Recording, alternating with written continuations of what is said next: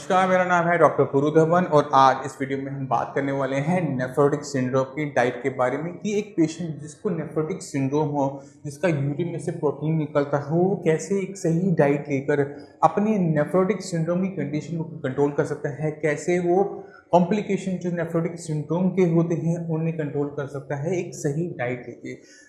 तो शुरुआत करते हैं हम इस वीडियो की। डाइट जो होती है वो किसी भी किडनी पेशेंट के लिए बहुत ज़्यादा इंपॉर्टेंट होती है, क्योंकि डाइट को कंट्रोल करके एक किडनी का पेशेंट अपनी बॉडी के अंदर काफ़ी कुछ मैनेज कर सकता है। इसलिए हर एक किडनी के पेशेंट को उसके हिसाब से डाइट के बारे में पता होना चाहिए। उसको पता होना चाहिए कि उसकी बॉडी में क्या हो रहा है, उसको पता होना चाहिए कि उसकी किडनी कैसे काम कर रही है नहीं कर रही, क्यों नहीं कर रही।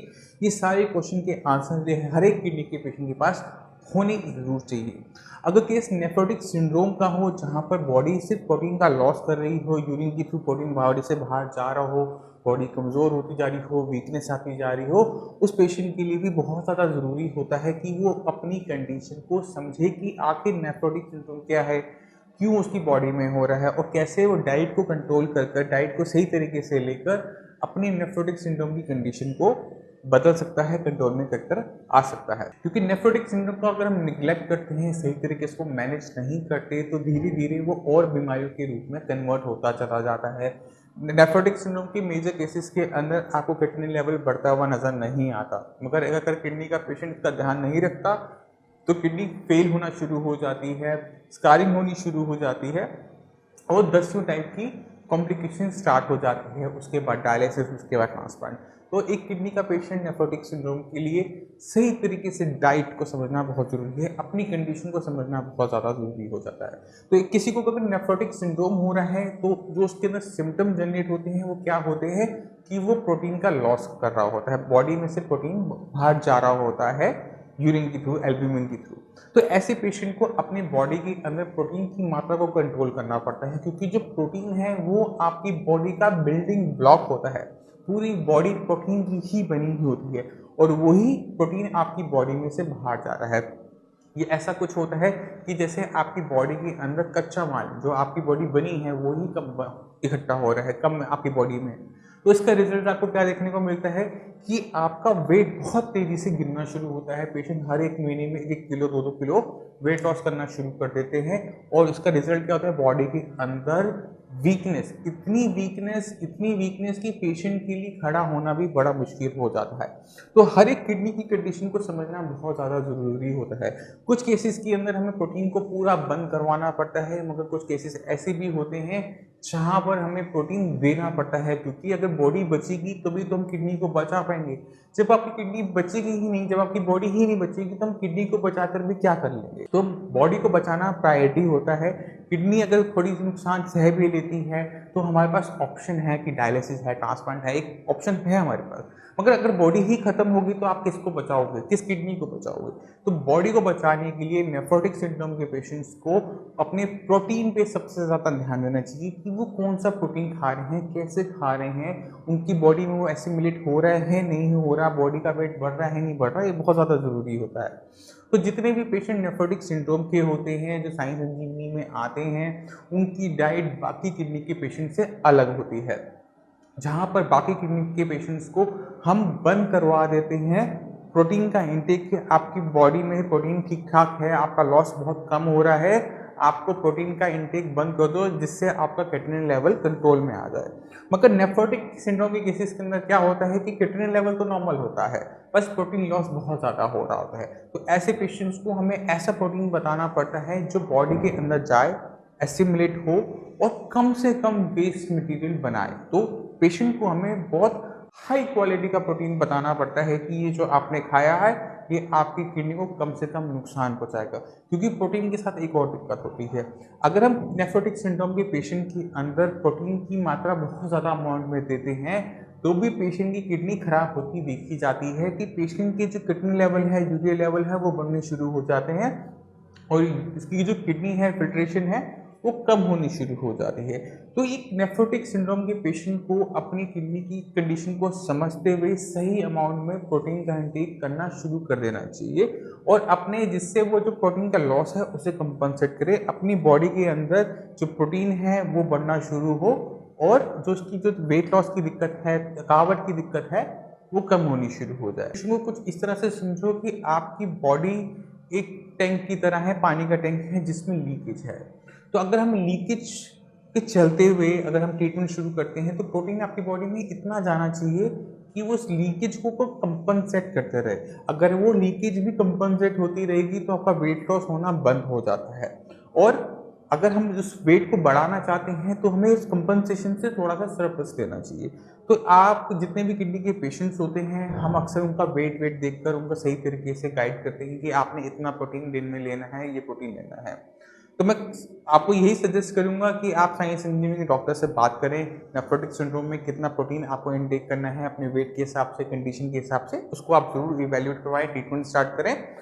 मगर जितने भी पेशेंट हैं नेफ्रोटिक सिंड्रोम की जो इस वीडियो को देख रहे हैं, उनको मैं आइडिया दे देता हूँ आज इस वीडियो में कि वो कितना प्रोटीन इनटेक कर सकते हैं, किस तरह से उनको इनटेक करना चाहिए। जो प्रोटीन होता है उसका जो बेस्ट सोर्स होता है वो एनिमल प्रोडक्ट्स ही होते हैं।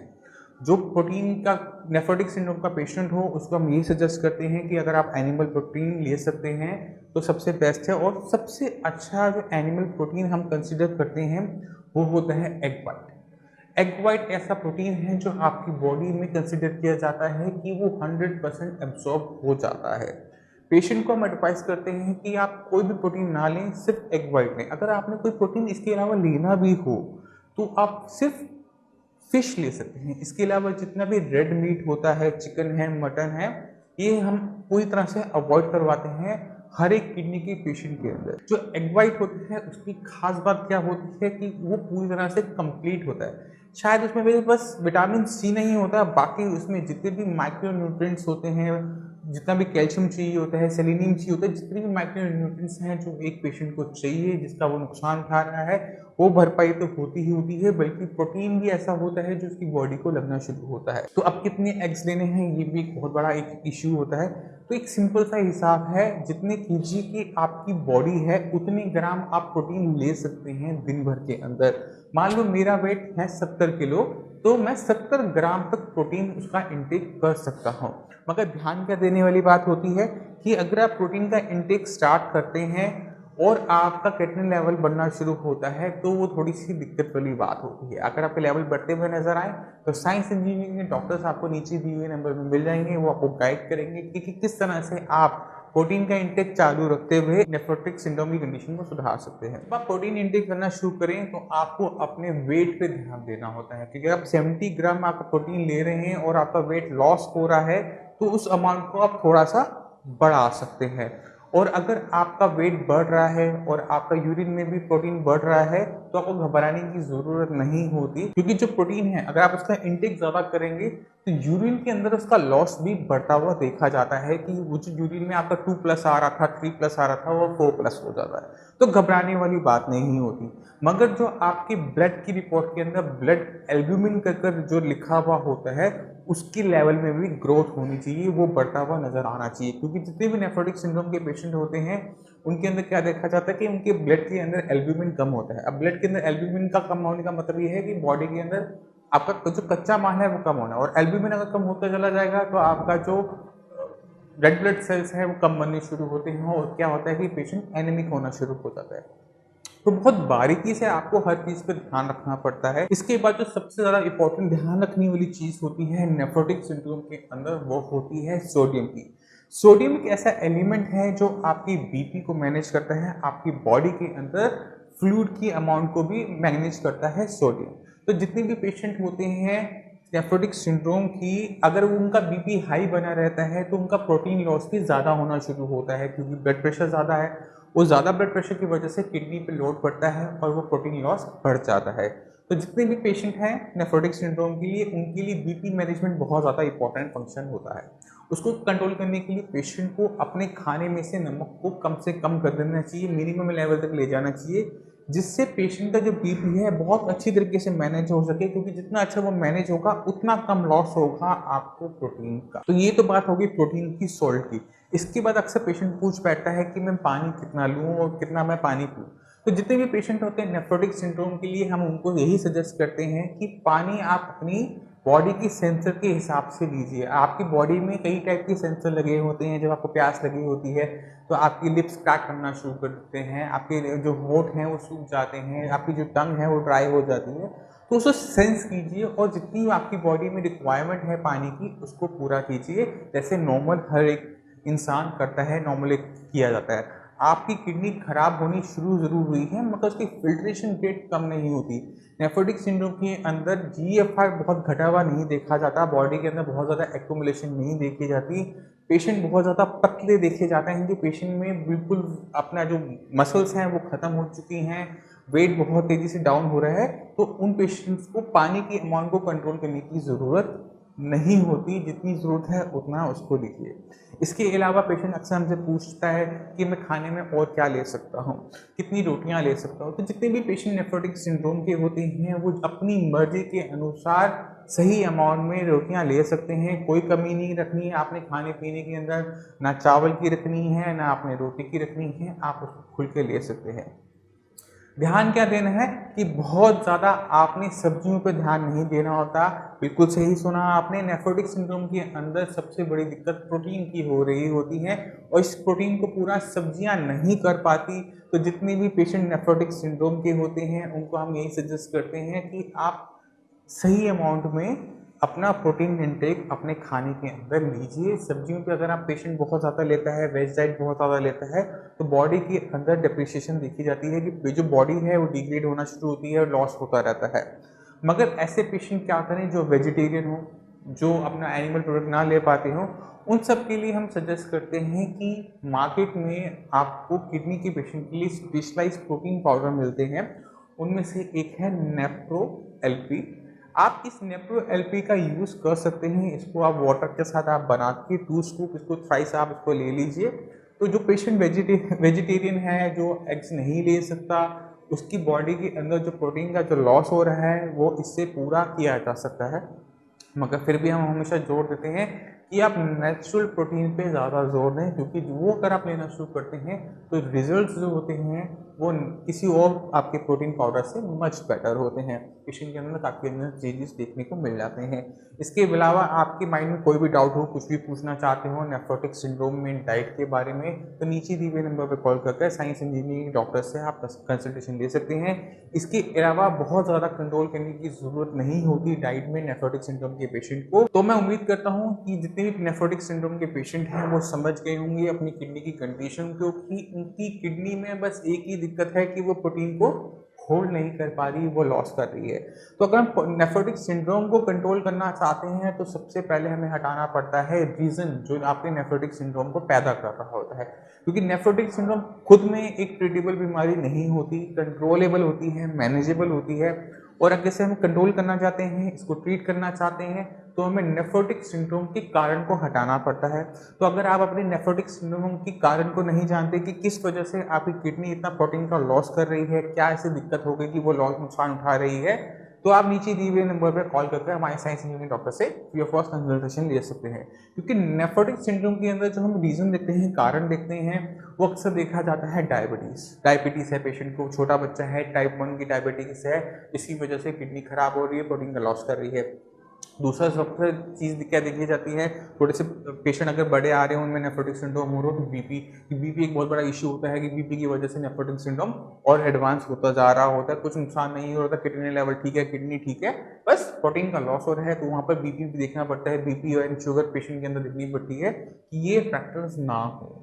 इसके अलावा कुछ मेडिसिन ऐसी होती हैं जिनकी वजह से नुकसान होता है। पेशेंट को कभी बुखार हुआ, फीवर आया, बहुत लंबे टाइम तक उसने एंटीबायोटिक्स ली, तो उस केसेस के अंदर भी हमें नेफ्रोटिक सिंड्रोम देखने को मिल जाता है कि पेशेंट का बुखार तो चला गया मगर नेफ्रोटिक सिंड्रोम बीमारी हो गई, प्रोटीन लॉस हो रहा है, क्रिएटिनिन कंट्रोल में रहता है मगर प्रोटीन का नुकसान आपको यूरिन के अंदर देखने को मिलता है। ऐसे जितने भी नेफ्रोटिक सिंड्रोम के पेशेंट होते हैं उनको जो पहला सिम्टम नज़र आता है वो होता है फ्रोथी यूरिन की, यूरिन के अंदर झाग बहुत बनने लग गई। तो झाग ज़्यादा बनने लगी तो जितने भी पेशेंट होते हैं उनको समझ जाना चाहिए कि उनकी बॉडी में से प्रोटीन का लॉस होना शुरू हो गया है और उसे अब ज़रूरत है कंट्रोल करने की। तो उम्मीद करता हूँ ये वीडियो जितने भी पेशेंट हैं किडनी के, नेफ्रोटिक सिंड्रोम के, उनको बहुत ज़्यादा हेल्प करेगी अपनी कंडीशन को समझने में कि किडनी में क्या चेंजेस होते हैं जब नेफ्रोटिक सिंड्रोम होता है, किस वजह से चेंजेस आते हैं, कैसे हम उसको बेटर तरीके से अंडरस्टैंड कर सकते हैं, कितना प्रोटीन हमें लेना चाहिए नेफ्रोटिक सिंड्रोम के पेशेंट को, कितनी चेंजेस करनी चाहिए डाइट को। अगर फिर भी आपको लगता है, कुछ भी डाउट आपके माइंड में है, तो हमारा साइंस इंजीनियरिंग डॉक्टर्स हमेशा आपके लिए अवेलेबल है।